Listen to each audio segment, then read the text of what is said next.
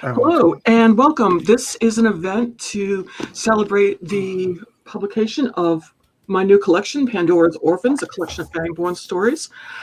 It's on sale now. I hope you'll check it out at your local bookstore or favorite electronic device. And I have two guests tonight, immensely talented writers who also have new books out. And first off, we have Bracken MacLeod, is a Bram Stoker, Splatterpunk, and Shirley Jackson Award nominated author of the novels Mountain Home, Stranded, Come to Us, and As If This Past Tuesday, Closing Costs with Houghton Mifflin Harcourt. His short fiction has appeared in several magazines and anthologies, including LampLight, ThugLit, yay, Splatterpunk, and has been collected in White Knight and Other Pawns and 13 Views of the Suicide Woods, which the New York Times Book Review called superb. Before devoting himself full-time to writing, he worked as a civil and criminal litigator, a university philosopher instructor, and a martial arts teacher. He lives outside of Boston with his with his wife and son, where he's working on his next novel. I was thinking, okay. And we also have Paul Tremblay, who has won the Bram Stoker, British Fantasy, and Massachusetts Books Awards, and is the author of Survivor Song. The Cabin at the End of the World, Disappearance at Devil's Rock, A Head Full of Ghosts, and the crime novels, Little Sleep and No Sleep Till Wonderland, and the short collection story, Growing Things and Other Stories. His essays and short fiction have appeared in the... Oh, nicely done, Bracken. Well done. Thank you, Bracken. Yes. Since Paul's not going to hold up his own stuff. His essays and short fiction have appeared in the Los Angeles Times, New York Times, Entertainment Weekly Online, and numerous years' best anthologies. He has a master's degree in mathematics and lives outside of Boston with his family. I'm Dana Cameron. I write noir, historical fiction, urban fantasy, thriller, and traditional mystery, drawing from my expertise in archaeology. I've won multiple Agatha, Anthony, and Macavity Awards, and I've been shortlisted for the Edgar Award. And thank you all for coming tonight. And thank you guys for coming to hang out with me. Well, thanks for having us. Yes, thank you.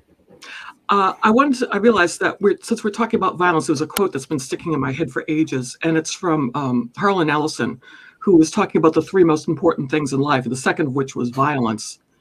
And he wrote that real violence, sudden, inexplicable, and ghastly, how seldom we see it, how unhinged we become in the face of it, because when it manifests itself at its most primitive, amoral level, we understand just how fragile is the tissue of social behavior. And I thought, sounds like a good way to start. Well, I think Uncle Harlan nails it. Is that real violence is really unpleasant, ugly, sudden, and and I mean, and traumatizing in a way that, that a lot of the violence we get in media as entertainment isn't. It's the opposite of all of that. Harlan wrote a really great, well, I'm not sure it was really great, but it was really entertaining. I enjoyed it. A crime novel that Hard Case Crime republished a few years ago. And it was about it was sort of loosely based on his experience sort of hanging out with a New York street gang when he was a kid. And it was a lot of fun. I mean, he saw it. He knew what he was talking about. You were talking about the unrealistic violence we see in movies. And, I admit to being a fan of a good fight scene that is just pretty and balletic and without consequence. But then that's fun to watch. And it just sort of segues from sort of Jackie Chan to, I don't know, Marvel movies and that sort of thing. It's pretty, but it's not necessarily what a lot of writers deal in when they're trying to really go for the gut. Do you have some favorite examples from stories or from movies of things that you think really do it properly? There's one particular episode of Deadwood that I adore, and it's the fight between Dan Doherty and Hearst's man, and it's just the most brutal and bestial thing. And although Dan Doherty has been through some stuff in the Deadwood camp, this really profoundly changes him, where it really makes him question everything. So I really like it for for that reason. I also happen to like the scene in Bridget Jones, the fight scene between I think it's Hugh Grant and I think the bloke who plays Mr. Darcy, but it's the most realistic depiction I've seen of two college-educated middle-class guys sort of slap fighting at each other and attempting to be hard, but they have no clue. And That's amazing. I have never seen Bridget Jones, and I've never had a desire to, but now I kind of want to see. Colin Firth. Colin Firth slapped the shit out of Hugh Grant. Hugh Grant. That sounds like a treat. It's funny because cinematic fights, even when they're depicted as like dirty, like Mel Gibson's big fight at the end of Lethal Weapon.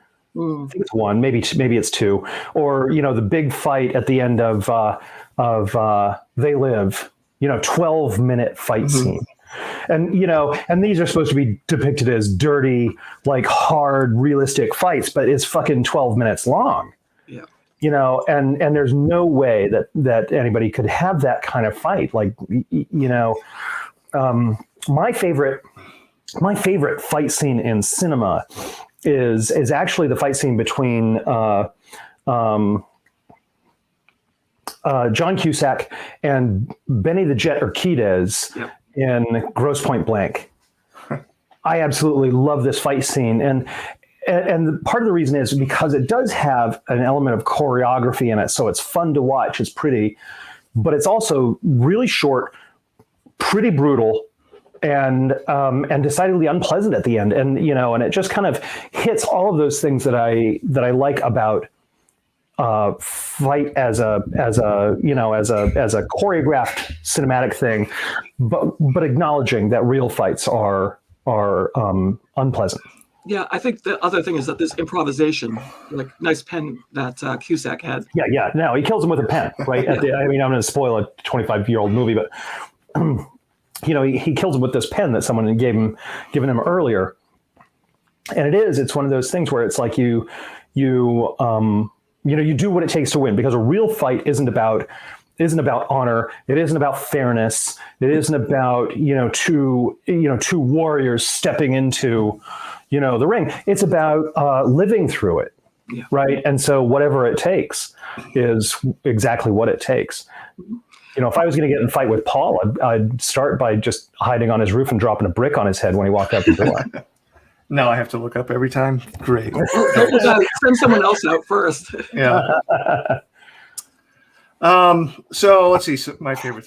That's hard, because if I don't necessarily think in terms of best fights, or when you put it that way, it was hard for me to pick out one, but I did anyway. So I'm sort of saying I have to do my homework.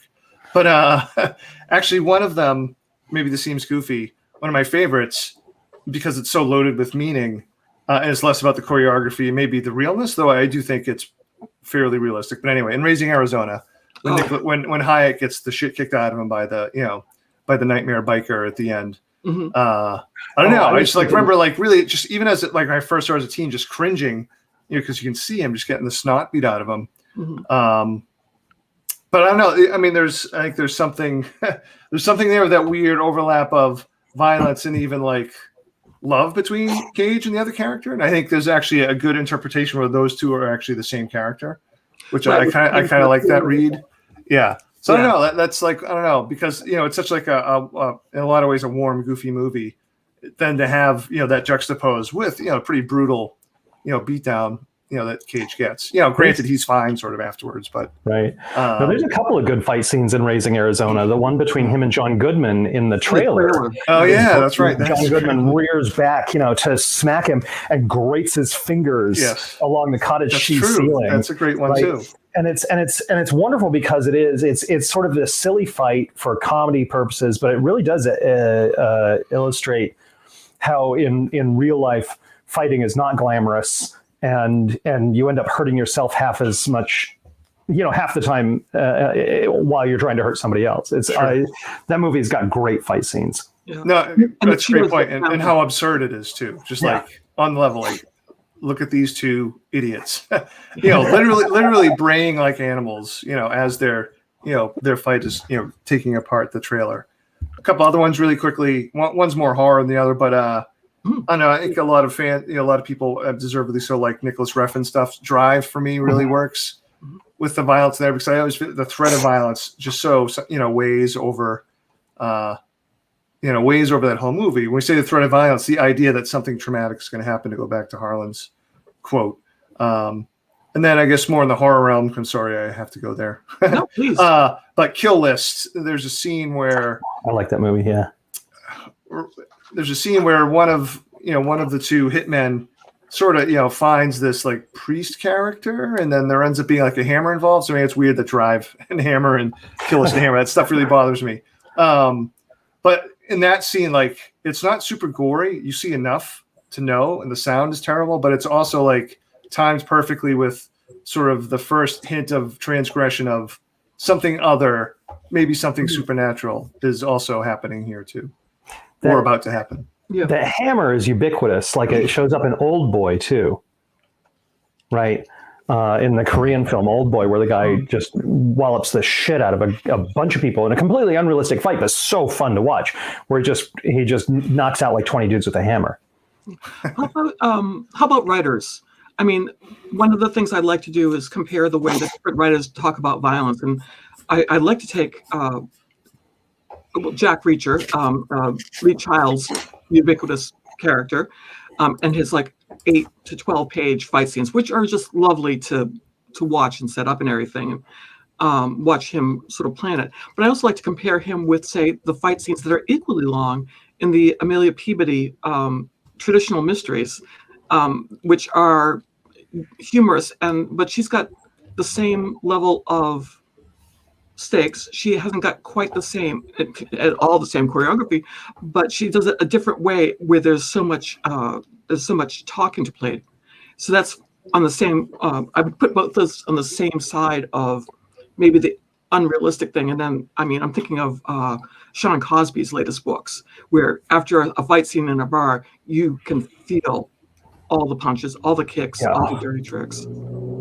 Yeah, no, Sean's just such a great voice, and he writes so wonderfully, and you're absolutely right about that. I have to say, I'm not a huge fan of like that Jack Reacher style 12-page fight scene, for exactly the same reason that that I kind of start looking at my watch, at minute 7 at the end of They Live, because it isn't all that realistic.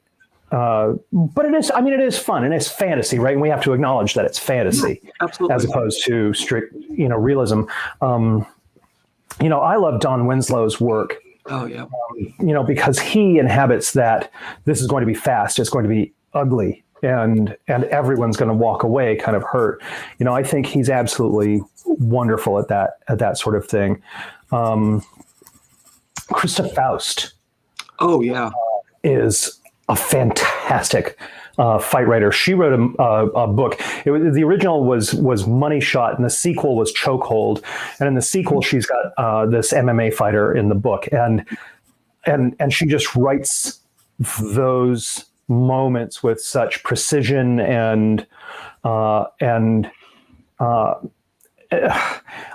know how to put it, with rhythm. I mean, so much of fighting is about rhythm and breaking rhythm, right? Real world fighting. And writing, of course, is all about rhythm, especially if you're doing an action scene. It's about getting a reader into a cadence that matches what the emotion or the experience you want them to have. And so her ability to write, a fight scene with this really wonderful rhythm is fantastic. Yeah, Chokehold was amazing. Paul, do you have any things that jumped out? I would set our third, Sean Cosby's. I'm reading Razorblade Tears now, and obviously last year's, Blacktop Wasteland is amazing. I would add Laird Barron, both in terms of his horror work and his crime novels too. Like, there's actually quite a long fight scene in his novella Mysterium Tremendum that works amazingly well. It does feel realistically, he just he goes into the minutia of the characters as that fight scene's happening. I don't know. So she's typically not writing crimes or fight scenes unless it's some of her earlier noir stuff. But I like how Megan Abbott approaches sort of the aftermaths of violent acts or of transgressive acts. sometimes she does it in a little bit of a fun, almost like winky way, a little bit with Jeremy, but there's still like you feel those emotional punches. So I'd say I'd add those two writers. Megan's great at emotional violence. Yes, right. Because not all violence that gets inflicted on somebody is a sock in the mouth. Sometimes it's just a really, really vicious, cutting remark that strikes at the core of a person. And Megan Abbott just does that so wonderfully. I'm really looking forward to her upcoming book, because Jeremy, the what I love about that is that it has the emotional violence, it has the physical violence, but then it all kind of just goes away. It's glossed over into the depths of suburbia, and I really adored that. Let's talk about emotional violence for a minute, because we've been talking about fight scenes and such. I think you all know it's Richard Shale, Shecky Bataille on Facebook. Oh yeah. Who's fabulous. He once posted a quote about someone washing dishes silently and angrily at someone else, and I just love that notion of that kind of. It's passive, but it is incredibly aggressive, and it's hurtful, and I think it brings to mind a lot of things you think about when you're writing any kind of violence, whether it's uncertainty and it's including uncertainty, tension, menace, and what's at stake. Do you is there a scene that maybe you've written or that someone else has done that you particularly are fond of, that kind of non-physical communication of violence, let's say? Right. Jack Ketchum does it great in The Girl Next Door. That book is all about physical violence, and if you haven't read it, it's based on the Sylvia Likens murder in the 1950s. Or maybe 60s. I may be wrong about the decade, but anyways, the book is about a woman who's sort of imprisoned a young teen in her basement, and sort of the community kids all come together to help her torture her. But there are moments of real emotional violence in the book where she manipulates the kids by saying things that sort of strike at their identity, as boys, or as sort of pubescent kids who are sort of sexually developing. And she just and the way Jack wrote her is so marvelous, because he doesn't just wallow in this sort of physical degradation of the character, but he really exemplifies how the main character also emotionally abused and manipulated everybody who's around her. Mm-hmm. I think that one's just a fantastic example. For me, most recently would be Sarah Langen's Good Neighbors. Oh, so that good. Book is full of examples of actual violence, but also tons of emotional violence. Done to sometimes adult on adult, sometimes parent to their own child.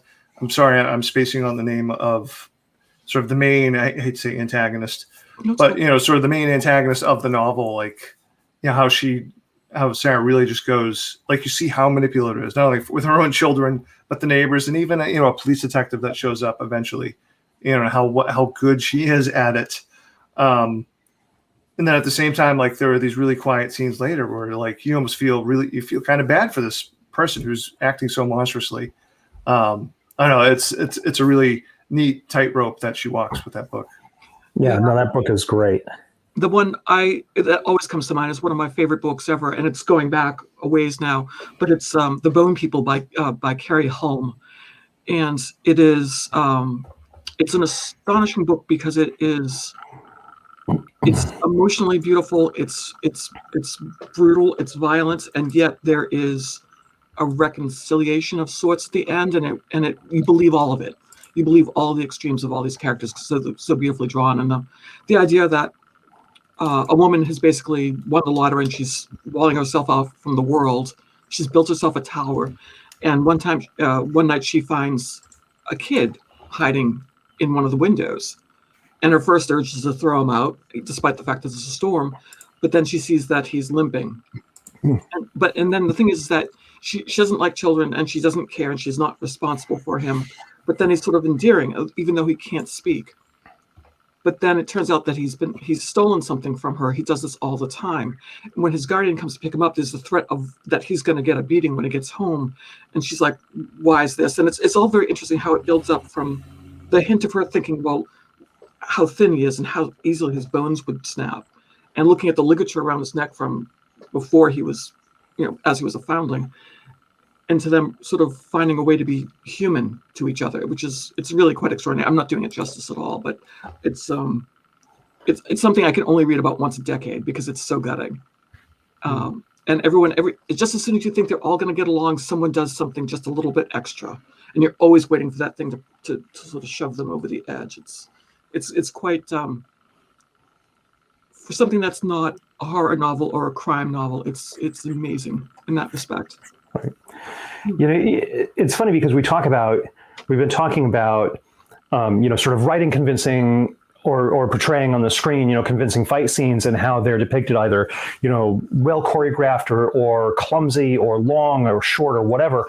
And one of the things that I think really goes a long way toward making violence effective is the buildup, to it. And what comes to mind in particular is like Cormac McCarthy's No Country for Old Men, right?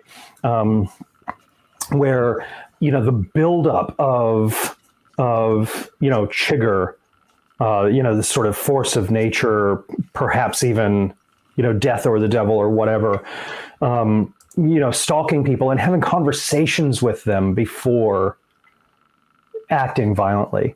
And you feel like the threat of violence is as devastating as the violence that immediately follows it, because it's coming, and you're just sort of forced to sit with this idea that it hasn't yet occurred, but it's inevitable. Is there anybody else for either one of you who sort of hit that, that buildup of tension and the promise in a way that really sells it? Have we done that? Is that what you asked? Sorry. No, well, I'm asking. Oh. I mean, if you've read somebody who really made that. Oh, I'm sorry. Yeah. Or if you feel like you wrote a scene that was the aim. Yeah, I'm usually trying. I'm usually. I mean, with Calamity in the World, I definitely, that was the point of the first chapter. Yeah. I would say recently I read a book I really liked. I can see, a lot of readers maybe not digging it, but it's called A Lonely Man by Chris Power. It's really sort of an odd, sort of a thriller. I mean, I guess they call it like a literary thriller, for whatever that means, because there's less plot. But really, like, it's the whole book. The crux of it is there's this English writer who lives in Germany with his wife and 3 kids. He meets like this drunk at a bookstore, but he ends up befriending like this. He's not really, well, anyway, he befriends the drunk who has this like crazy story about how he was going to ghostwrite sort of like the tell-all memoir of a Russian oligarch. And this drunk is convinced, he's being followed because the oligarch either hung himself or he thinks he's pretty sure that he was killed, that it wasn't a suicide. So anyway, and then the writer sort of decides to take this guy's story and tell it. So there's some emotional violence between whether, the writer stealing someone else's story. It's not plagiarism, but, he took this story. Like that's kind of a shitty thing to do. But it builds up to a final confrontation, though, of, I don't want to spoil it too much because, I mean, what's coming. Like you read the whole 280 pages to get to the last 10 where there is this violent confrontation. It's amazingly realistic, I think. Mm-hmm. And you can totally see like this mashing of 2 totally separate worlds, like where one world is in no way prepared to meet the other one.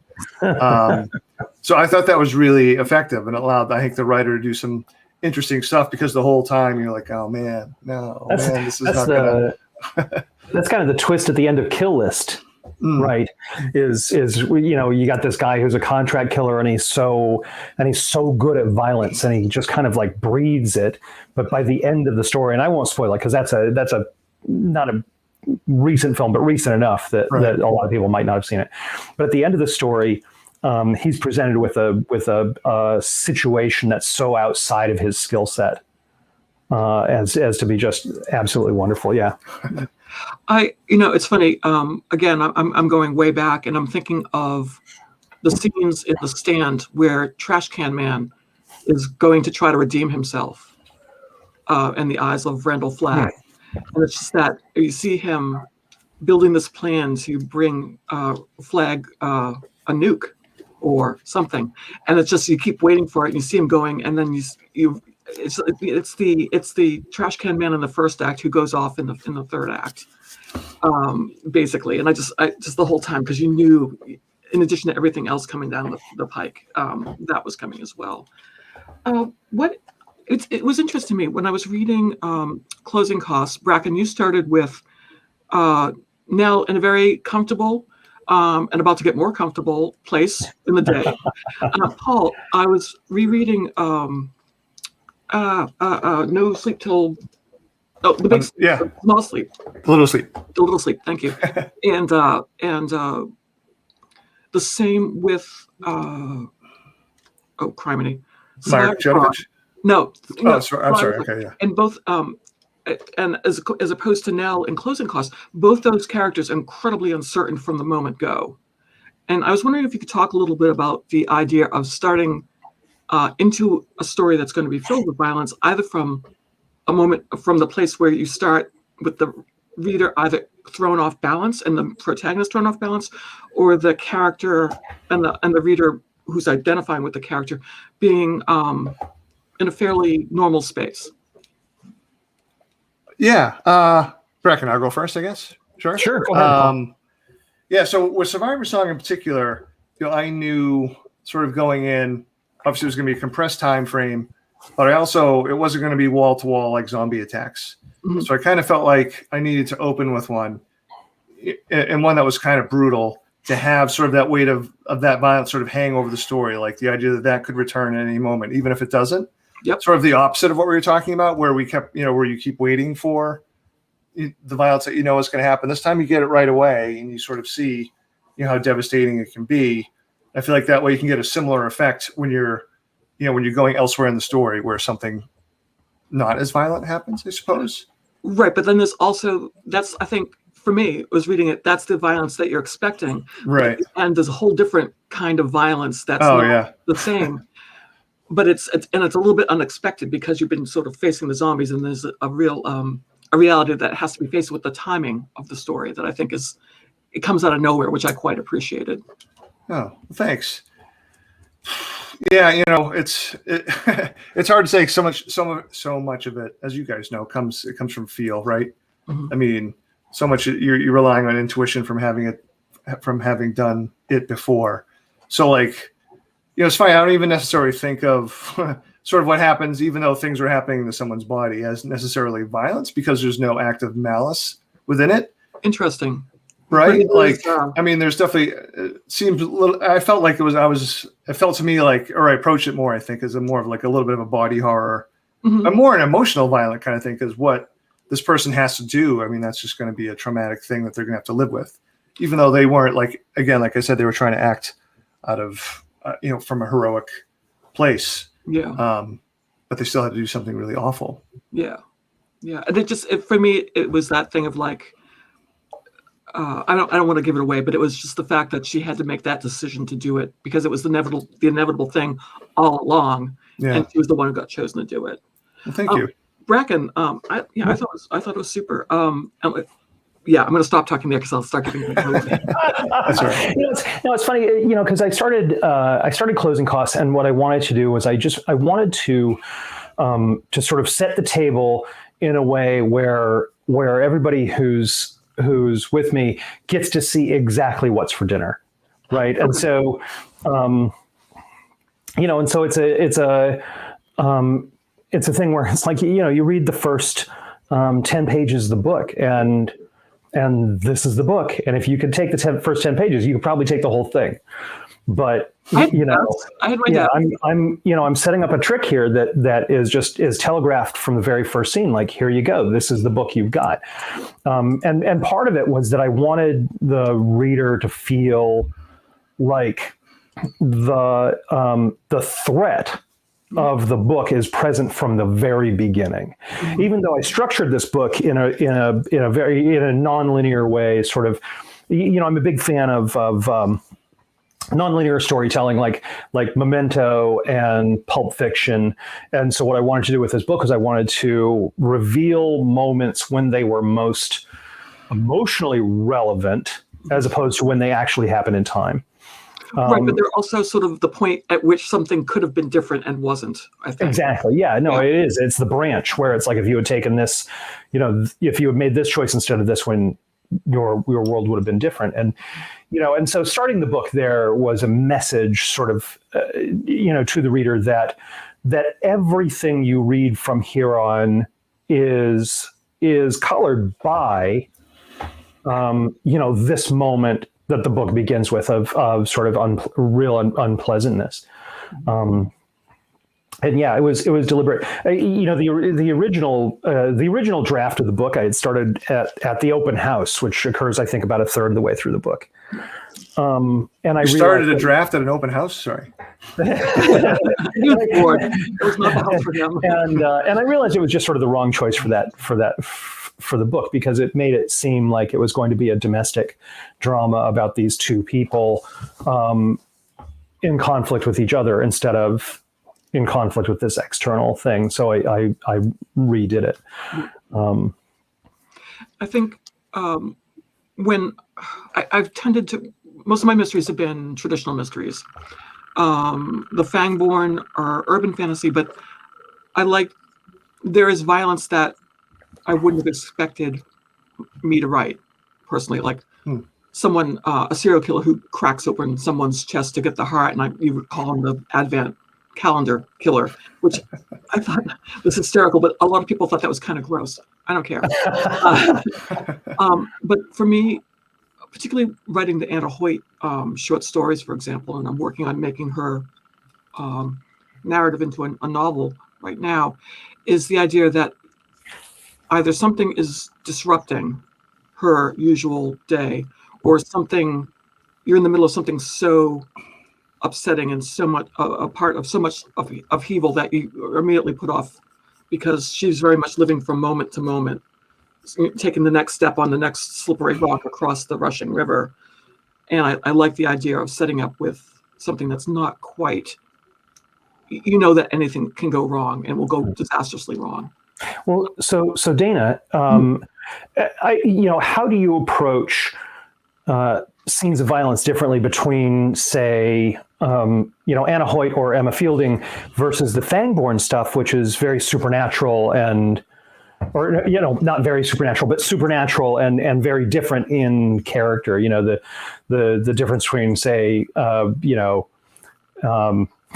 werewolves, right, or human antagonists. I mean, what's the appreciable difference for you as a writer approaching those scenes and how to portray them?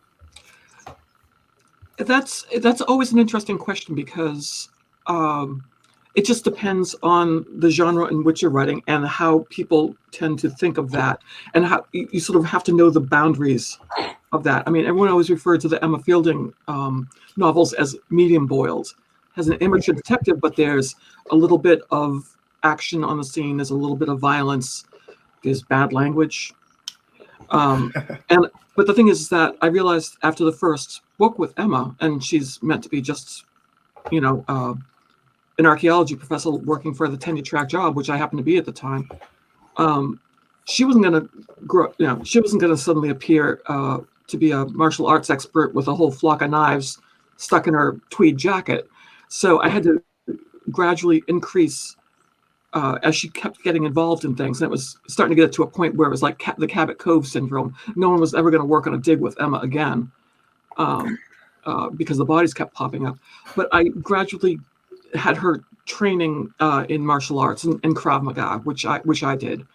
And so she's learning as she's going along. So there's a reason for her to have some skills or be thinking about something at least in a certain way. With the Fangborn, I always thought of that as, the X-Men meets Buffy the Vampire Slayer. And so it's got an element of that kind of, I don't want to say comic booky, unless unless you understand how much I love comic books and what they mean to me. But it's framed in a certain reality. And so there can be extraordinary violence, but you kind of know that because the Fangborn are the good guys, they're probably going to win, although I make it pretty hard and do some really awful things to them, because that's what we do, is we create characters we love and do awful, horrible things to them. Anna Hoyt has nothing to lose. She has one thing in her life, that's her tavern. That's the only thing that gives her any power in her life in 18th century Boston on the North End, the waterfront in the North End. I was trying to say the North Shore, but that's where I am. And she has decided that either she can die, she can give up this thing, or she can do something about it. And she is my experiment in deciding what is someone willing to do in order to keep their life. And so it gets very dark very quickly with her. And it's just, I don't want to say it's the most realistic, because in the same way that it's, everyone imagines they could survive multiple insurmountable obstacles, but it's the thing that is certainly the grittiest, let's put it that way. Do you, like when you're writing either thrillers or horror or suspense, do you find yourself figuring out how to modulate those things yourselves?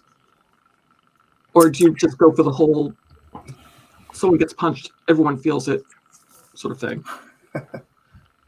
Bracken, you want to go first? All right. I mean, yeah, I guess, I do modulate between, say, horror and crime or thriller, in the sense that,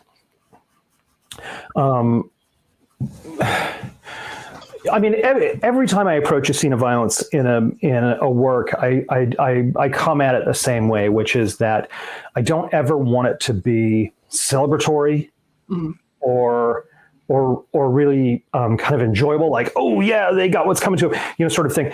I always want it to feel that it has a lot of gravity, and that it's unpleasant, even when the person you are rooting for is coming out on top, because that's how I perceive violence in my thing. But yeah, I do modulate. If I'm writing a horror story, it's going to be a lot more kind of visceral and almost, I would say, animal, than if I'm writing a crime or a thriller where it's much more human, right? And it's more desperate and almost sad in a way, in the way that it that it reveals. The thing I want about violence is I want it to reveal something about someone, right? Yeah. Either in the way they enact it, or the reaction they have to it being perpetrated on them. I never feel like violence should just sort of stick out there on its own. It should always tell you something about what someone wants, who someone is, or where the story's going, right? Yeah. And yeah, it just depends on which genre I'm working and how I portray it, but I always portray it the same way, I guess. Yeah. Yeah, I don't have too much to add to that. It'd be one thing if I was writing the novelization of Evil Dead 2, which, believe me, I would in a heartbeat. Like, if anyone wants to give that to me. So typically in my stories, very similar to what Bracken said, I guess I think of it as like treating the violence with dignity, which is sort of maybe a weird thing to say. When I say with dignity, it's dignifying the experience of everyone involved. Obviously the victim, but certainly the witnesses, and usually also even the perpetrator. Everyone's going to be fundamentally changed by that event. Obviously the victim in obvious ways, but other people in less obvious ways. Right. No, I think you do that wonderfully in Cabin at the End of the World. Like every moment of violence has some kind of stakes and consequences that that aren't glib. Right. They're all affected by it. Survivor Song, I won't say that it's different, that it's glib violence. It's terrifying, but it's different because those people aren't so intimate with each other. Right. It's a crazy guy on the street. It's still really impacting and exciting, but you've got this, these two different books that approach violence in completely different ways, and both ways work so wonderfully. You do it great. Thank you, Bracken. I appreciate it. I'll crawl out of your ass now. Actually, Paul, I was kind of thinking when I was rereading The Little Sleep that Mark, is it Genovitz? Yeah, Genovich. Yeah. Genovich is constantly at war with his own brain. His body and his brain constantly betray him, fool him, and for me that felt very violent because you're always at a loss. You might end up in an embarrassing situation. You might end up in a dangerous situation with his catalepsy and his narcolepsy. I was wondering if you could talk a little bit about a lot of your characters in your novels, your other novels, your more horror-turning novels, have that same thing where you're not quite sure what's going, if there's a fire in the brain, or if it's something external, or if it's a psychological thing. I was wondering if you could talk about that for a moment. Oh man, yeah. I mean, that's a good way of putting it. I don't know if I've ever thought of it that way, but you're right. Like, I mean, Mark is definitely battling, which implies a violent word to describe something. He's battling reality. I don't know. Like, I've always been really interested in the idea that memory, identity, and even reality itself is a lot more slippery than we like to think it is. I like slippier. Slippier, yeah. So usually in a story that that becomes some sort of psychic battleground for somebody. Usually if there's like an ambiguous element involved. When Bracken mentioned Cabin, like it's so claustrophobic with all these characters. Yet, like depending on what you believe, or even what the characters believe, this violence might be small potatoes compared to a wider, greater threat.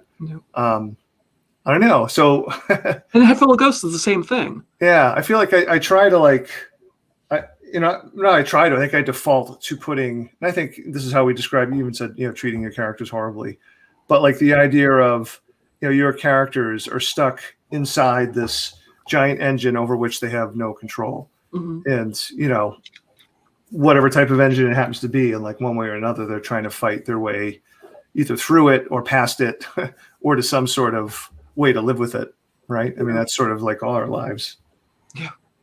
Yeah, that was bleak. Sorry. Sorry. I was going to ask you, Bracken. I remember you did a writing class at the Peabody Essex Museum a while back, and earlier in this discussion, we've all been talking about the notion of suspense, of anticipation, and you made a really cool point talking about the point of remark about the point of no return in a book. And I think it was from The Shining? I'm trying to remember exactly the example that I gave in that moment, and I remember it being The Shining, but I'm blanking on exactly which moment it was. But I know exactly what you're talking about, which is that part of writing a thriller, or any sort of violent work is, you're going to have a character who reaches this line. We were talking about it earlier with, if I had taken this step instead of this step, right? And there's a moment where you can't undo what you've done. And so at that point, the character has passed this sort of, Maginot Line and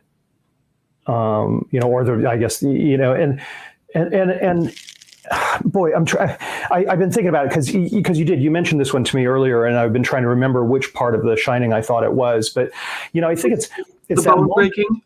Yeah, I think it was the moment where Jack breaks Danny's arm. Yeah. Right. And this is a line. No, that's exactly it. Yeah. And this is a line for his character. I mean, it occurs, before the story even starts, but it's a line for him where his drinking, his lack of self-control has resulted in him being this person, right? The person who breaks his child's arm because he's out of control. And so the whole rest of the novel is him struggling to overcome who he already is. Mm-hmm. Right. And, and it's just, there's, I'm going to have to paraphrase it because I don't have it right in front of me, but it's a line from Cormac McCarthy's The Counselor, where he says, the world in which you want to undo your mistakes is not the world that you've made for yourself. Right? Like, you can't go back and fix what you've done. It's done. Yeah. And there is no taking it back. You just have to, you have to live with it. And I think that's, where Jack Torrance is in that book. And he has many more, opportunities to try and change his direction. But of course, the house is conspiring against him. But yeah, I mean, I feel like I did this in Mountain Home. In my first novel, I have a character take a really decisive action because she understands that there's no coming back from this. Once she's taken this step, everything's in motion, right? And she can't stop living in the world that she's made for herself. And I think, that's an interesting moment to highlight, because it's sometimes it's planned, like in Mountain Home, and sometimes it just happens, right? It's that moment that you choose to check your cell phone in the car, right? Yeah. And that's the decision you made, and that's the point at which you can't undo what your life is about to become. Mm-hmm. Or when you leave the ladder outside because Bracken climbed up to drop a brick on your head. That's right. Yeah, exactly.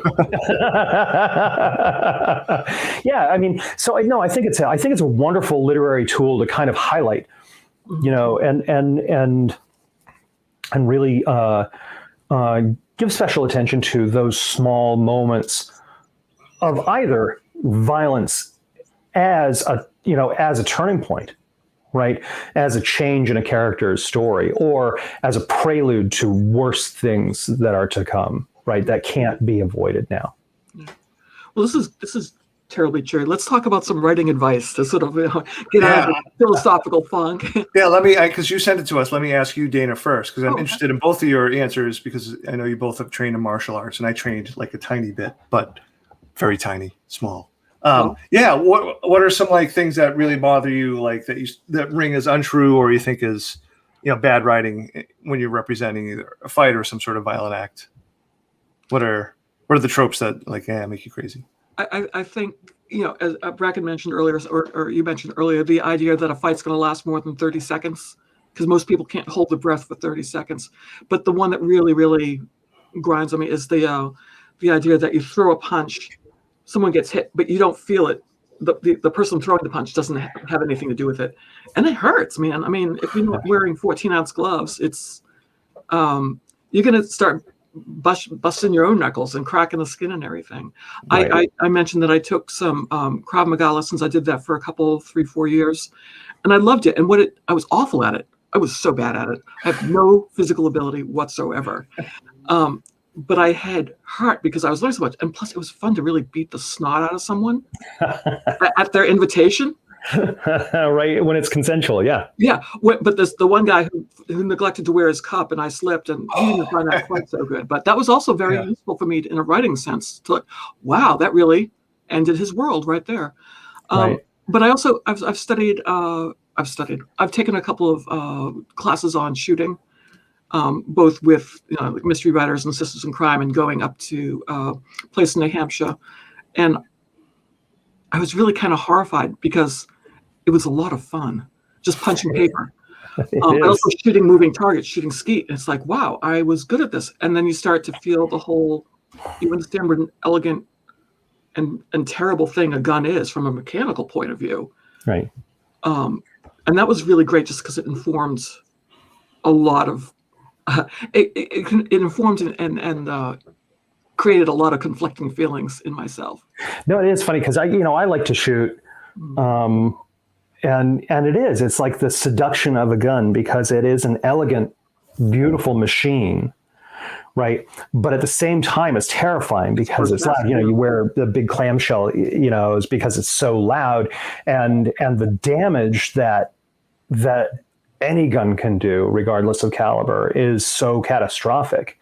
But when you're punching paper, it's just fun and you feel sort of energized, right, by it.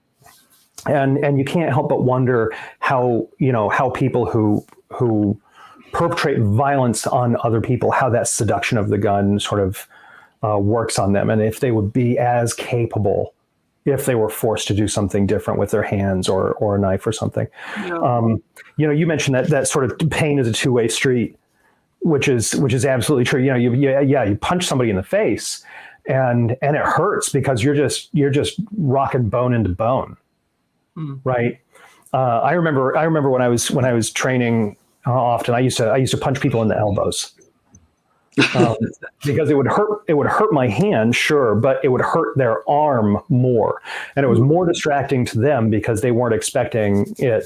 I was prepared, and so I would punch elbows because it messed with their mind and it broke their rhythm. Yeah, right. And so I was able to get in over it, but it always hurt my hand when I did it. It's funny. I mean, you're such an elbow puncher now. I mean, I can see that all over you. The pet peeve I have with fight scenes is head trauma. That was gonna be mine. Yeah, you get it. I won't step on your thing. On your head. The pet peeve I have with violence is it's head trauma. It's like if you get rocked, if somebody comes up behind you with a lead sap and they knock you in the skull. You're not getting up in a half an hour and sort of shaking it off like you got a little bit of a hangover and everything's good. You're probably concussed and maybe you're bleeding internally and all of this stuff. And so, anytime somebody gets knocked out real easily and then they spring back up into action later, kind of frustrates me. And it feels like someone who hasn't done their homework. Well, the idea is that's a trope in crime fiction, right? Like a chapter ends with someone getting knocked and passing out. But no, like one of the few things I feel like I do know, I certainly wouldn't call myself an expert, are concussions because of coaching at my school every year. I have to take a concussion course and stuff like that. But no, like if you were knocked out, that's like one of the most severe symptoms of concussion. Right. Like you need to go immediately to the hospital. Like when you wake up, you're not going to be fine. You may not be fine for like a week or two.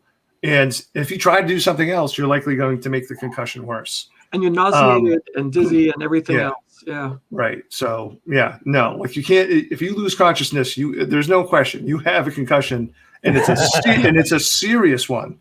Like, and it just takes one to really mess you up. Yeah, I was going to say, I've yet to ever shoot a gun. The first time I went to. Brian Keene's Scares That Care, he had promised that he was going to take me out shooting because actually I was in the middle of writing Cabin at the End of the World and I wanted to, learn some gun stuff. But it ended up didn't happen because we were both so busy. But maybe that was probably for the best that I didn't go out in the middle of the woods to shoot guns with Brian Keene. It's funny, writing. If you ever put guns in books, it's a tough thing. I have a rule which is that I'll never write about a firearm I haven't fired. Mm-hmm. Just because I want to have that experience so that if I'm writing about it, I don't get angry letters. It's not about me like being a thrill seeker and like, oh, well, I'm just going to fire everything. Like it's me kind of wanting to do research because the audience of gun enthusiasts is an audience that's pretty particular about detail. And vehement. Yeah. And vehement, this is to put it lightly, right? And so when you mess up, like I remember, I got an angry letter once. It was like this 3-screen email from someone, because in Mountain Home I have this the main character Lynn. She hands a Glock 17 to a boy, to a child, and she tells him, she says, be careful. If your finger's on the trigger, it's ready to fire. Now that's 100% correct about that firearm, right? But I got this long email from this guy, she says, there's no safety if your finger's on the trigger, right? It's ready to fire, which is technically incorrect, but it's correct for the purposes of the thing. There are 3 internal safeties on that gun, and he made sure I knew exactly how every one of them worked. Right. Yeah. And it's like, it's just some person who's not a gun nut handing a gun to somebody else and telling them like, don't fucking shoot this guy. Yeah. Right. Unless you want to. And it pissed off somebody who's really passionate about his hobby. Yeah. But that guy's a tool. But he is a tool. Yeah, no. And so, the way that turned out is that I vowed that I'll never put that gun in another book unless I have someone shoot themselves in the thigh trying to draw it. I have to say, one of the things I thought was most useful about any of this stuff was how much it hurts to get punched in the head or kicked in the head. That was I have spent my entire life trying to avoid those situations, and I was doing my best to take care of these. And it was good to know, and it all hurt. I had like a good friend of my husband watched me get dropped by a guy who easily weighed 275 pounds, and I was just standing there, and he straight down the alley right into my nose. I went down, saw Stas, and my instructor said, "Okay, get up, shake it off, and you're going to go back in." And I'm like, "Okay, the world didn't end.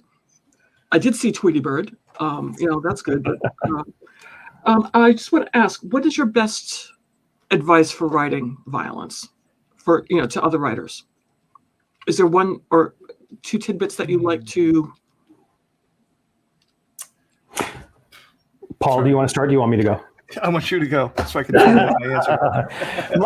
My advice for writing violence is that it's like writing any other scene of suspense, which is that it's about rhythm and timing, right? If you want to write a scary scene about a ghost jumping out of a wardrobe and terrifying the person who's opening the wardrobe, you're going to build, and then launch that thing. It's the exact same way with just a regular old guy sitting on the roof about to drop a rock on his friend's head. Yeah. It's about the rhythm of the language, right? And about building tension and release. And I think that people get caught up in mechanics. They want to describe, how the arm twist followed by the throw and then the pin or the chokehold mechanically work. No one gives a shit. Right? What they want to know is that this person punched them, they threw them, they locked them up and choked them out. And you don't have to be overly technical. You just have to have good rhythm of language and create that suspense. Paul, do you have? No, I mean, that's great advice. I mean, in some ways it's difficult because, like, I don't know, like every story is different. Like, what's the affect that you're trying to go for? I would guess I would try to focus more on what's the purpose of the violence. Yeah, I think that's obviously great advice. You don't want to get too lost in the weeds unless, like, the idea is like maybe this person is obsessed with, whatever's happening. Like, I mean, if there's an obsession, maybe you do go into detail. I don't know, but it does, as you said, fit the rest. I don't think you have to like deviate. I think that's I will say this. I do think it's a mistake for writers, particularly if it's a horror, scary scene and or a violent scene, to deviate too much from the rest of the tone of the story. Because I've heard someone say, "Oh no, if it's scary, it has to be short, clipped sentences." I'm like, what? No, like it doesn't. No set rule doesn't have to be that way. No. I mean, I definitely like what Bracken said, like pay attention to the rhythm. Pay attention to the rhythm the whole time too. Make sure it's not like, I mean, if it's supposed to be an outlier, maybe it's a sudden like burst of violence. I mean, that can be effective too. Yeah, so I don't know. I don't think I answered very well. Bracken's answered. Well, it's funny because I think that there are a lot of people who were overly influenced by Bret Easton Ellis's American Psycho, and didn't take that book as a whole, which is to say that American Psycho is a tedious, dull fucking book. Okay, how did you feel about it though, Bracken? Right. The way I feel about it is that it's like the Bible of horror literature. Half the people who say they've read it haven't, and the other half didn't really get it. But the thing about it is that it's a book from the point of view of a person with obsessive compulsive disorder and an obsessive personality, right? And so he describes his wardrobe, his morning routine, the music he listens to, the food he eats in excruciatingly painful, detail. It's so granular, and all of the violence in the book is described in exactly the same way. So that the violence in the book is exactly as granular and tedious and drawn out as his exfoliation routine. And it's a violent exfoliation routine. Right? But that was deliberately done because that was the character telling you how this works. Right. But I think that the thing is that if you take the lesson about writing violence from American Psycho, but you ignore the lesson of consistency of voice from American Psycho, then you're doing the wrong thing. That book works as a book to the extent that it does because Bret Easton Ellis really inhabited the psychology of Patrick Bateman. I think the movie does it better. To be honest, I love Bret Easton Ellis's work. Like, he's one of my favorite writers, but this is one of my least favorite of his books. If you really want to read, how he does that well, read something like Imperial Bedrooms, right? Or something like that. But yeah, I feel like there are people who want to wallow in detail when feeling and consequences is more important. Yeah, I'm just we're getting to a point where I want to wrap it up, but one of the things I wanted to bring up was you had mentioned choreography, and I don't recommend doing this, but the thing that got me writing was someone holding a gun on me and my boss at an archaeological site, and it wasn't that I wasn't close enough to see the kind of gun. I wasn't looking whether he had his finger on the safety or anything. It was the idea of like, oh crap, I'm going to die. Am I going to die if I stay here behind the transit and try to hide, which is not a lot to hide behind? Am I going to die if I run into the woods? Is he going to start shooting everyone else? What do you do?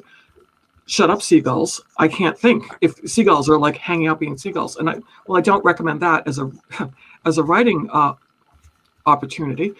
I think there are the moments that when something horrible is happening in your life and other things that have nothing to do with it intrude into your mind. I think that really sort of makes it a little bit more, not tangible or palpable, but a little bit more recognizable to readers, because like you can get that terrible phone call at 3 a.m. and you can't get your alarm clock to shut off or something stupid like that, or the neighbor's dogs are fighting.